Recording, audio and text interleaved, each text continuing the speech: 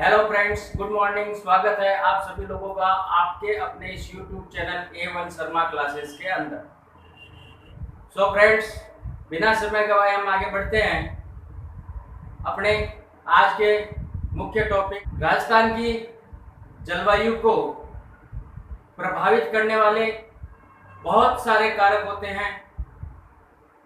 राजस्थान ही नहीं, किसी भी देश की जलवायु को प्रभावित करने वाले अनेक कारकों की एक लंबी सूची होती है। उन सूची में कई अलग अलग कारक होते हैं जो उस देश की या उस राज्य की जलवायु को प्रभावित करते हैं। जिसमें मुख्य जो कारक आते हैं, उन मुख्य कारकों में सबसे पहला जो प्रमुख कारक आता है वो आता है उसकी भौगोलिक स्थिति। भौगोलिक स्थिति के बाद में मुख्य कारक आता है समुद्र तल से उसकी ऊंचाई। ये दो प्रमुख कारक होते हैं। उसके साथ साथ तापमान भी वहाँ बहुत ही महत्वपूर्ण भूमिका निभाता है जलवायु को प्रभावित करने वाले कारकों के अंदर। फ्रेंड्स, अभी तक यदि आप लोगों ने मेरे वीडियो या मेरे चैनल को सब्सक्राइब नहीं किया है तो अभी भी समय है आप लोगों के पास कि इसे सब्सक्राइब कर लें और बेल आइकन को प्रेस कर लें ताकि मेरे आने वाली नई वीडियो जो भी है वो तुरंत आप तक पहुंच सके और आप उसका अधिक से अधिक लाभ उठा सकें। क्योंकि कंपटीशन एग्जाम तो चल ही रहे हैं, वो कोई रुकने वाले नहीं है। ठीक है, लॉकडाउन की वजह के हिसाब से कम समय में या अधिक समय के अंदर हो रहे हैं, लेकिन आप लोगों को लॉकडाउन की इस परिस्थिति के अंदर बहुत अधिक अभी समय मिल रहा है। तो कृपया करके आप जो भी वीडियो आपको सामने आता है उस वीडियो को आप लाइक करें, शेयर करें और कोई भी वीडियो हो जो आपके ज्ञान को वृद्धि पहुंचाता है उस वीडियो को आप तुरंत देखें और उससे आप जितना ज्ञान प्राप्त कर सकते हो उतना ज्ञान प्राप्त कर ले। क्योंकि ये सारे वीडियो जो है कंपटीशन के अंदर काम आने वाले वीडियोज हैं। और एक चीज़ मैं आपको बता दूं कि जब भी आप लोग वीडियो देखते हो तो वीडियो देखने में आप जो समय दे रहे हो बहुत अच्छा है, लेकिन उसके साथ साथ मेरी आप लोगों से एक रिक्वेस्ट है कि आप इस वीडियो को देखने से पहले अपनी नोटबुक और कलम अपने साथ अवश्य रख लें और इस वीडियो के देखने के साथ साथ इसके नोट्स भी आप बना लें। नोट्स जितने ज़्यादा साथ में रखोगे और जितना ज़्यादा वीडियो देखोगे उतना ही आपके लिए अधिक फायदेमंद होगा। क्योंकि ये नोट्स आपको उस समय काम आएंगे जब आप एग्जाम में बैठने वाले हो या बैठने के कुछ चंद घंटे आपके हाथ में हैं, तो आप उन नोट्स को लगभग एक नज़र देखोगे तो सारे नोट्स आपकी मेमोरी के अंदर एज ए पिक्चर के रूप में माइंड सेट हो जाएगा। और जैसे ही आपका माइंड सेट हो जाएगा आपके कंपटीशन एग्जाम हॉल के अंदर ये माइंड सेट उसी तरीके से काम करेगा जैसे आप एक पिक्चर के देखकर हॉल से बाहर निकलते हो। तो फ्रेंड्स, चलते हैं हम आगे। आज के मुख्य टॉपिक जलवायु को प्रभावित करने वाले विभिन्न कारक।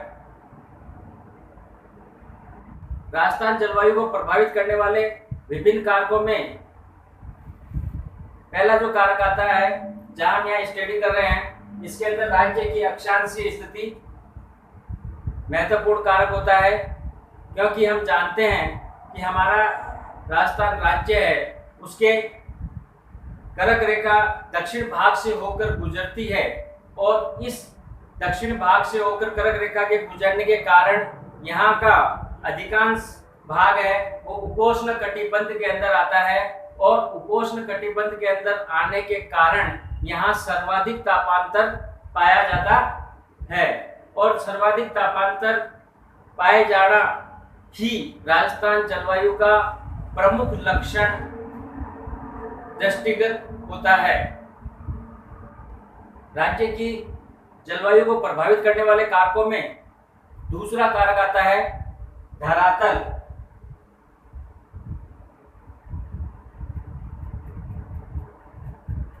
धरातल के अंदर अगर हम देखते हैं तो 60% भाग राजस्थान राज्य का मरुस्थलीय भाग है और इस मरुस्थलीय भाग होने के कारण यहाँ पर दैनिक और मौसमी तापांतर में बहुत अधिक अंतर पाया जाता है, क्योंकि रेतीली मिट्टी होने के कारण तापांतर बढ़ जाता है। मरुस्थलीय भाग में रेतीली मिट्टी होना स्वाभाविक होता है और जब सूर्य की किरणें रेतीली मिट्टी पर डायरेक्ट गिरती है तो वहां का तापमान तेजी से बढ़ जाता है, क्योंकि रेत जो होती है वो सूर्य की किरणों से शीघ्रता से गर्म होती है। लेकिन इसी की अगर विपरीत स्थिति देखते हैं तो रात्रि के अंदर सूर्य की किरणें नहीं होती तो तापमान कम हो जाता है और यही कारण है कि गर्मी के अंदर मरुस्थलीय प्रदेशों के अंदर तापमान बहुत अधिक हो जाता है। वहाँ पर धूल भरी आंधियाँ चलती है और बहुत तेजी से गर्म हवाएं चलती है, जिनको स्थानीय भाषा के अंदर लू कहा जाता है। और सर्दी के अंदर तापमान तेजी से गिर जाता है और रात्रि में तापमान इतना तेजी से गिर जाता है कि वहाँ ठंडी हवाएं चलती है और ठंडी हवाओं के कारण वहाँ का तापमान हिमांक बिंदु से भी नीचे चला जाता है। तो किसी भी भाग का धरातल उसके तापमान को प्रभावित करने में अहम भूमिका निभाता है। राजस्थान जलवायु को प्रभावित करने वाले तीसरा जो पॉइंट है वो आता है समुद्र तल से ऊंचाई।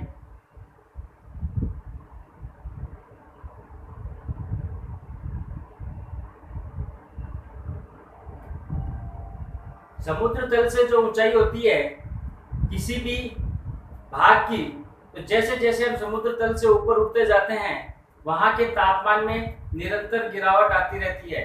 फॉर एग्जाम्पल हम लेते हैं माउंट आबू का, जो तापमान की स्थिति से अगर देखते हैं तो समुद्र तल से इसकी ऊंचाई 1200 मीटर लगभग ऊंचाई है और इस ऊंचाई के कारण वहां का तापमान गर्मियों में सदैव सम बना हुआ रहता है और सर्दी में तापमान लगभग जमाव बिंदु से भी नीचे चला जाता है और वहां पर भी बर्फ थोड़ी बहुत देखने को मिल जाती है।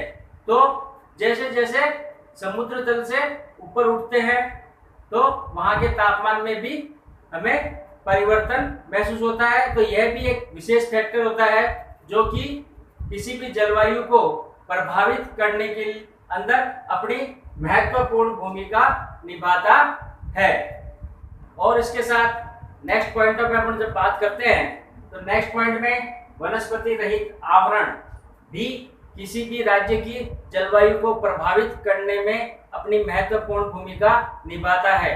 उसके साथ साथ चट्टानों की नग्नता, सूर्य ताप की मात्रा और पवनों की दिशा, ये तीनों फैक्टर भी किसी भी राज्य की जलवायु को प्रभावित करने में अपनी महत्वपूर्ण भूमिका निभाते हैं। और इन सभी फैक्टरों के कारण किसी भी राज्य की जलवायु प्रभावित होती ही है। यदि हम एक नज़र पवनों की दिशा पर डालते हैं तो राज्य की जलवायु अपर्याप्त वर्षा युक्त तथा अति शुष्क होती है, जिसका प्रमुख कारण मानसून की पवनों की दिशाएं हैं। यदि हम राजस्थान राज्य में मानसून पवनों की दिशा के बारे में बात करें तो बंगाल की खाड़ी का मानसून राजस्थान में जब प्रवेश करता है तो राजस्थान में प्रवेश करने से पहले वो गंगा के पूर्वी मैदानों के ऊपर से गुजरता है, तो वहाँ पर आर्द्रता जो होती है उसकी उस अधिक आर्द्रता के कारण वो वहाँ पर वर्षा कर देता है और वर्षा करने के बाद उसकी आर्द्रता कम हो जाती है और ये कम आर्द्रता वाला मानसून धीरे धीरे राजस्थान की ओर बढ़ता है। तो यहाँ पर यह वर्षा नहीं कर पाता है क्योंकि यहाँ पर इसकी आर्द्रता खत्म हो जाती है। ठीक उसी प्रकार अगर अरावली की स्थिति अपन देखते हैं तो अरावली की जो स्थिति है वो दक्षिण पश्चिम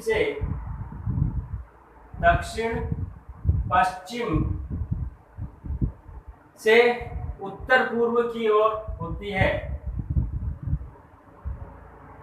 दक्षिण पश्चिम से उत्तर पूर्व की ओर होने के कारण जो अरब सागर से जो मानसून उठता है वो अरब सागर से उठा हुआ मानसून इस पहाड़ी के समानांतर चलता है और समानांतर चलने के कारण बीच में कोई अवरोध नहीं होता है और उस अवरोध न होने की स्थिति में ये अरब सागरीय मानसूनी पवनें यहाँ पर वर्षा नहीं कर पाती है और यहाँ की जलवायु लगभग शुष्क ही रह जाती है।